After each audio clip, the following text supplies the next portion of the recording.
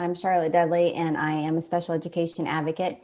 And I'm going to go ahead and share my screen here. I am a special education advocate. What would a special advocate be? A lot of people don't really know what that means. It's, and if you have kids in the school district, you might.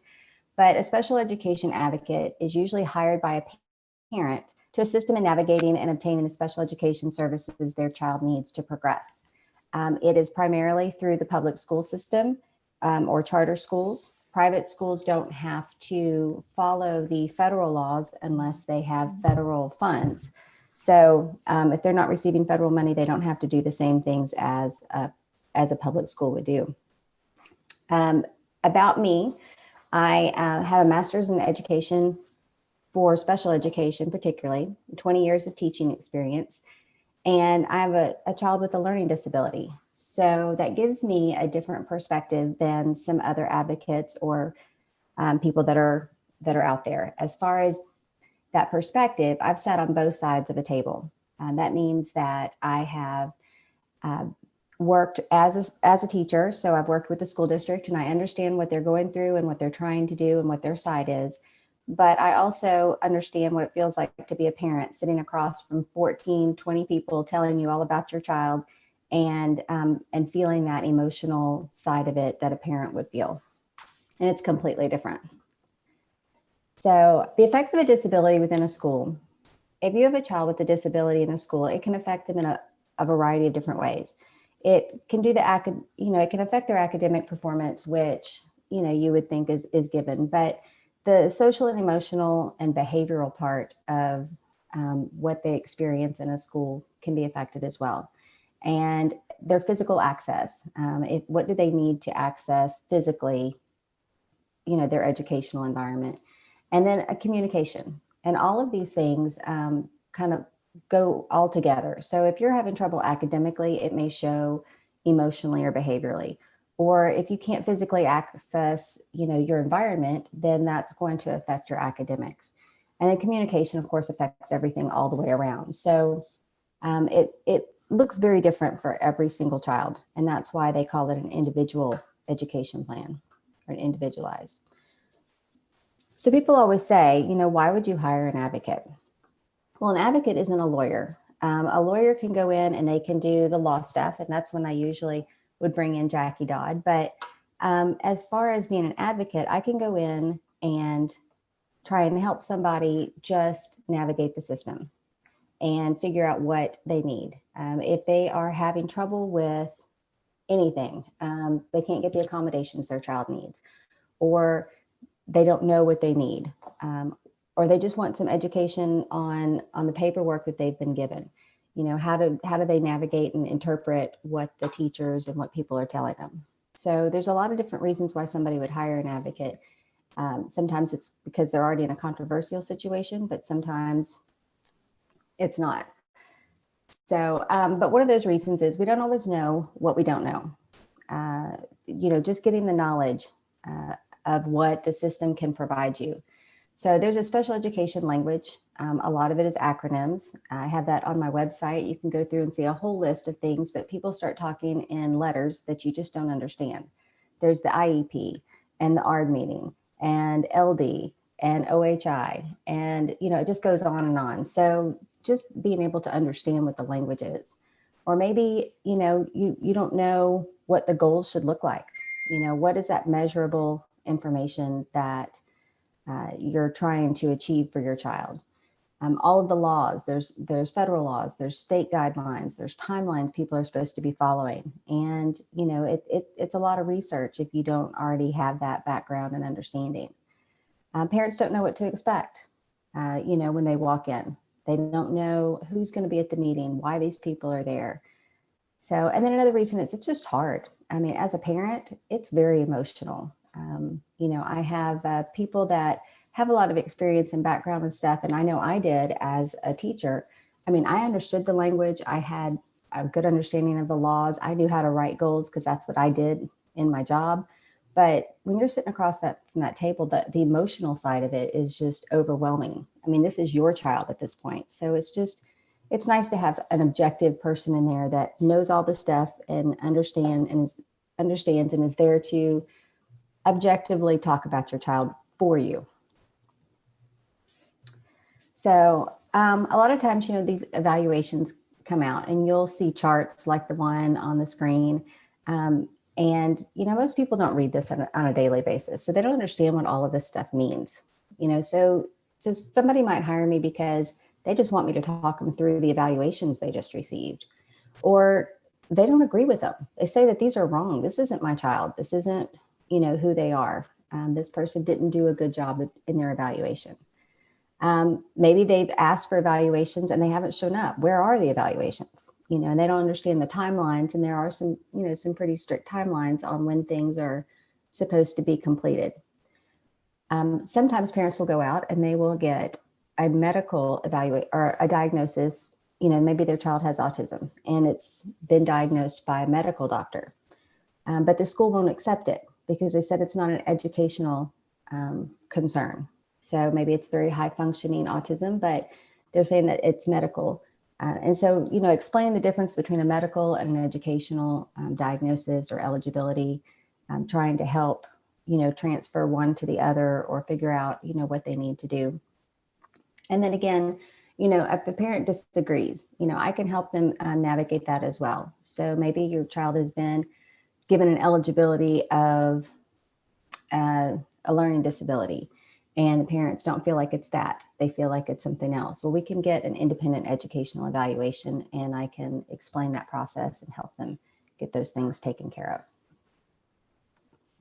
So what services are available? Another reason I usually get hired is because, again, parents just don't know what they don't know. They don't know what's out there for their child. They feel like their child needs more, but they don't know what that is and what the schools can provide. And this is a list of a variety of different things that the school district can provide a child. So, some of it is the academic support and, changing the curriculum or working through that. But a lot of it too is the counseling or special education transportation. They can provide physical access. Orientation and mobility is for children that maybe have a sight issue and they need to be able to learn to navigate the school and figure out the steps and things that we don't always think about. So there's so many different things that can be provided through the school district and through the specialists that they employ to give a child access in whatever way that they need.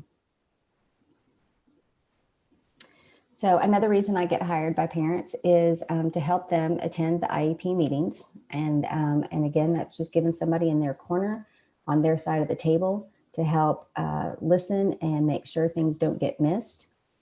So for those meetings, I can educate the parents up front and send them in with a whole bunch of knowledge that, helps them feel more confident.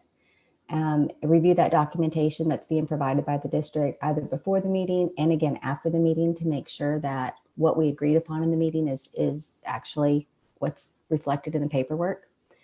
We prepare for meetings ahead of time, like I said, to send them in on their own or for us to go in as a team and make sure that we're all on the same page. Advise as to what they can ask for, what they should be looking for.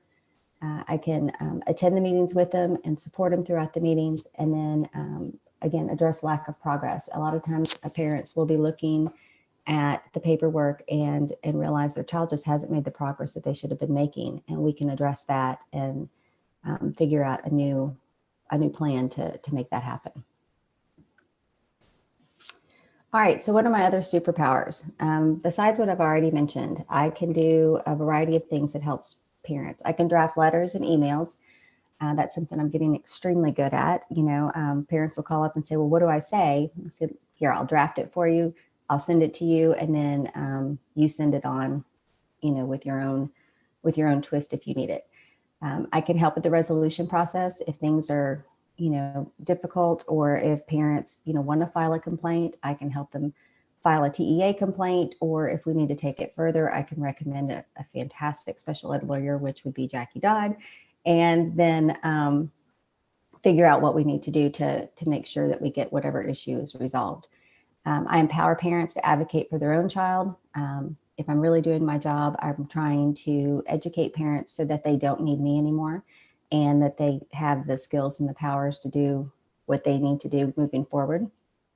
I try to partner with and have been compiling a list of private resources for parents. So if they need outside evaluations, outside services, they can, definitely do that. And I try to meet with the people so that I've worked with them before and have personal knowledge of outside providers.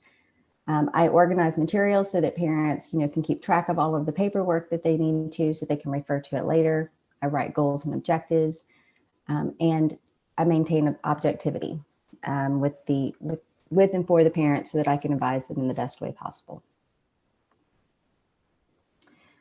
All right, so that was a pretty quick run through, but does anybody have any questions?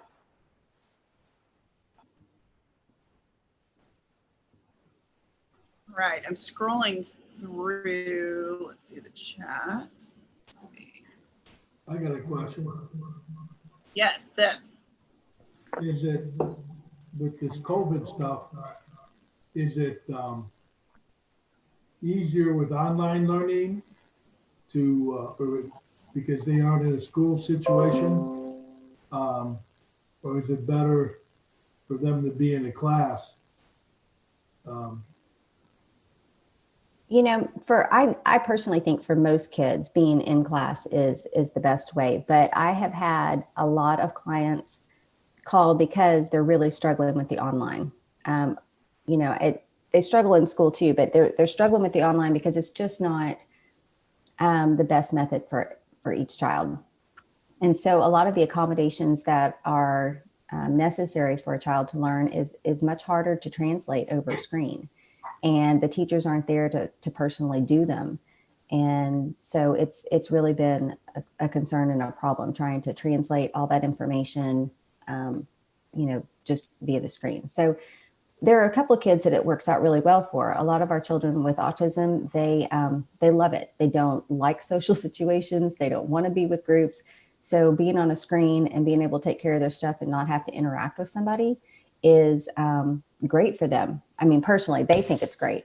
But, as parents and teachers and the people around them, we know that they really, what we're trying to do is socialize them more. So them not being able to interact with their peers and have to have those social situations has been an issue. So it's, with a rare exception, I think that the online learning has really, kind of been a detriment to a lot of our kiddos. Charlotte Linda Munson had her hand raised. Hey, Linda. Hello. Do you actually meet with the student before you go into and evaluate before you go into the ARD meetings or the IEP meetings so that you know the child? Occasionally, I get to meet the child, but most of the time I don't. It's working with the parents and with what the school district is proposing and what the parents are needing. So I would love to get to know the kids more than I typically do. But usually I'm working directly with the parents and with all of the paperwork and stuff that's being provided that way. So. Great questions. Anybody else? Steve, how are we on time? We have about a minute and a half left. Any other questions for Miss Charlotte or Charlotte? Would you like to add? I've got one question. Charlotte, have you seen an uptick in the number of people that are asking for help as a result of all of the online stuff?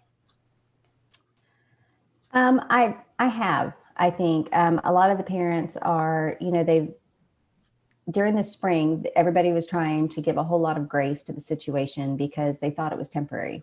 And so there wasn't a lot of concern or, complaints or frustrations with the spring. Everybody's just trying to get through it. And they thought we'd start here in the fall and everything would go back to normal. And that's not what happened. So now that people are realizing it, I mean, I hate the word the new normal because I don't want it to be a normal thing, but that this may continue to go on or that virtual learning to some degree is going to, be a mainstay or, always be there. They're really, concerned now because they realize what it's doing for their own kids and whether or not, the progress that's being made. And so I've had some parents that are, now coming back in, and they're asking for compensatory services. They realize that their child regressed and is continuing to regress from, progress they had made before because of the online situation. And they're asking for services to try and catch them back up to at least where they were before, and where they should be now. So yes, it's starting now. But, like I said, during the spring, everybody was just trying to get through it. But now we realize it's not to get through. It's kind of going to stay here. So. All right, Miss Charlotte, thank you. That was absolutely awesome. Encourage you all to get with Charlotte. Even if you don't have a child who has special needs or know of anyone, she's just a great resource and just a lot of fun.